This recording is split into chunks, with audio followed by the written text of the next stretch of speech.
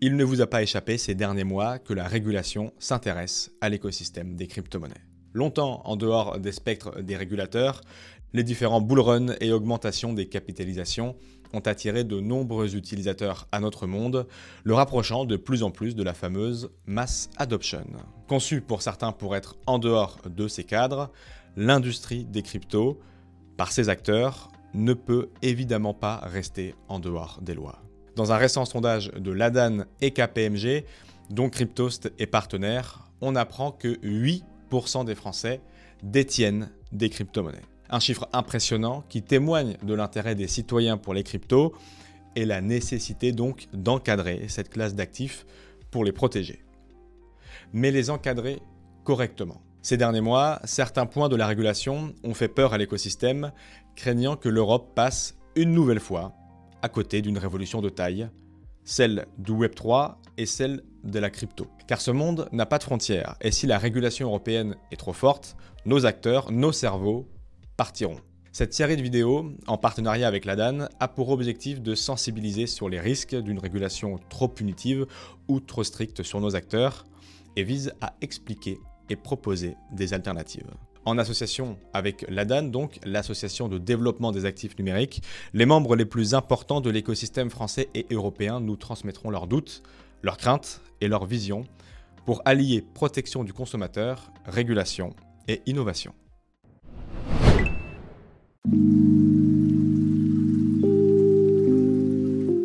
Dans cette vidéo, nous allons voir comment le projet de règlement MiCA peut impacter l'écosystème et l'industrie des NFT.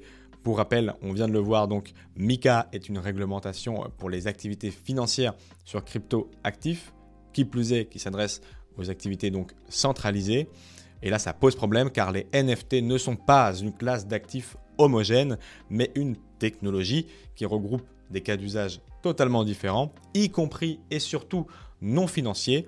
Il faut donc veiller à ce que MiCA ne déborde pas sur ces activités. Les NFT sont aujourd'hui en partie utilisés pour des applications financières, mais ce n'est clairement pas la majorité des cas d'utilisation, d'autant que pour rappel, cette technologie n'est qu'un certificat d'authenticité sur blockchain qui peut servir à beaucoup de choses, notamment dans l'art et aussi dans le suivi de marchandises par exemple. C'est le cas d'Honest, la société Honest, cofondée par Quentin Debochen, qui va dans quelques minutes nous parler de sa solution et de comment cette réglementation, si elle est appliquée telle qu'elle, peut impacter l'industrie et son entreprise. Honest, c'est 20 personnes qui travaillent à temps plein, 6 grands groupes partenaires dont Cdiscount et un usage très clair.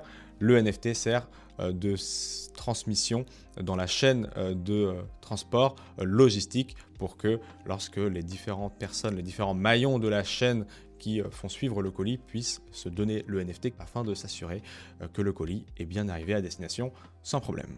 Donc totalement en dehors des applications financières que MiCA souhaite encadrer. À ses côtés, pour nous parler de la problématique des NFT, Frédéric Montagnon, cofondateur du projet Ariani. Ariani qui vient tout juste de faire un tour de table de 20 millions d'euros pour lever des fonds, notamment auprès de BPI France. Ce projet donc français, Ariani, qui propose des solutions clés en main pour la transition des entreprises vers le Web 3.0 et des entreprises qu'on connaît tous, dont Richemont, Breitling, IBM ou encore Le Printemps.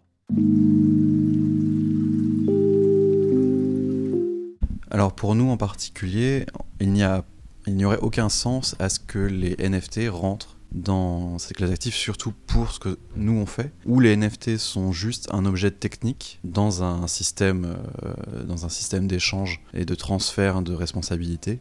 On se retrouverait dans une complexité absolument absurde en faisant passer des objets techniques pour des objets financiers. Les NFT sont tous considérés comme des actifs financiers. Or, s'il n'y a pas de discernement autour de ces technologies, ça reviendrait à dire quelque part qu'une carte de fidélité ou un certificat de garantie, une preuve d'achat pour un produit, doit répondre aux mêmes exigences qu'un titre financier en termes de conservation, en termes de traitement. De manière générale aussi, le NFT qui s'appelle Non-Fungible Token, mais qui au final est surtout un objet digital rare, qui peut prendre des tonnes de formes, n'est pas juste un actif financier. On parle trop souvent de spéculation autour des NFT qui représentent des créations digitales. Alors qu'en réalité, la plupart des NFT qui sont en circulation et qui sont créés sont relatifs à d'autres types d'applications. En particulier, chez Ariani, on travaille avec de nombreuses marques pour leur permettre d'utiliser les NFT comme un outil de relation client sans intermédiaire. À l'origine, en fait, ce qu'on appelle aujourd'hui les NFT ont été créés sur Bitcoin et à l'époque, on parlait de rare digital art ou maintenant rare digital, si on veut quelque chose dans ce style-là. Mais on n'est pas sur quelque chose qui est obligatoirement unique.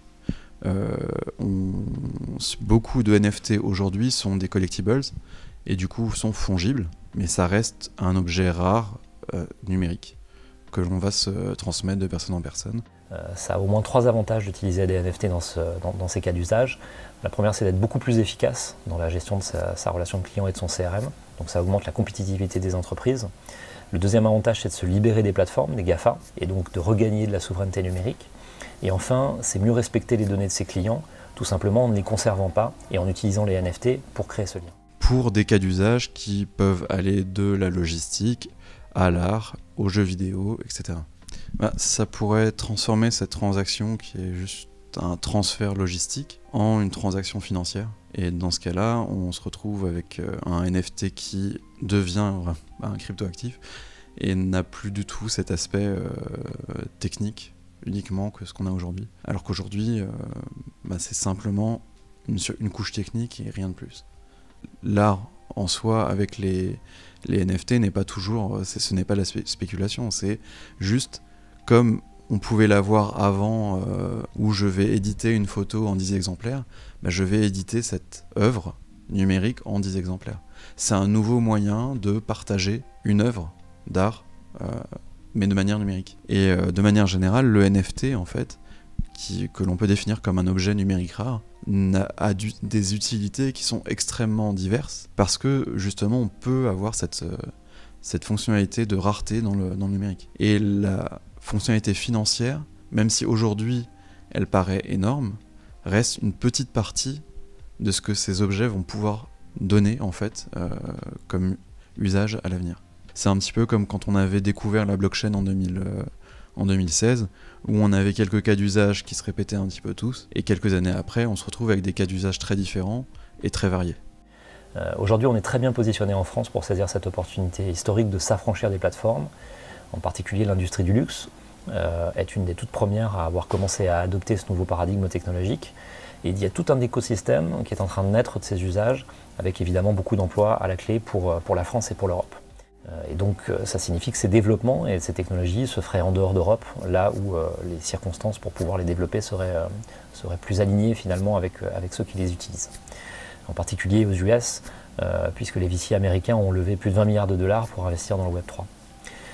Ces 20 milliards de dollars, c'est plus que tout ce qui a été investi par nos licornes, par exemple, pour devenir des entreprises leaders. Donc il y a une urgence aujourd'hui à bien comprendre les usages, surtout à bien différencier des usages qui sont des usages parfaitement financiers, qui peuvent avoir lieu autour des NFT, par rapport à des usages qui sont des usages qui vont transformer des industries et qui vont nous rendre plus compétitifs et qui vont nous permettre de regagner de la souveraineté numérique. Les NFT sont un concept technologique. Il ne s'agit pas d'une classe d'actifs homogène qu'il ne faut pas traiter de la même façon. Par conséquent, il faut pouvoir exclure les NFT, et en particulier les NFT non financiers de MiCA. MiCA doit se concentrer sur l'encadrement des activités financières. Et il n'est pas possible de pouvoir réguler les activités sur des parcelles de métaverse, sur des objets d'art numérique de la même façon. Il faut pouvoir donner le temps à cette réflexion, et pour ça, le rapport de la Commission européenne qui a été proposé est certainement le bon véhicule pour y penser.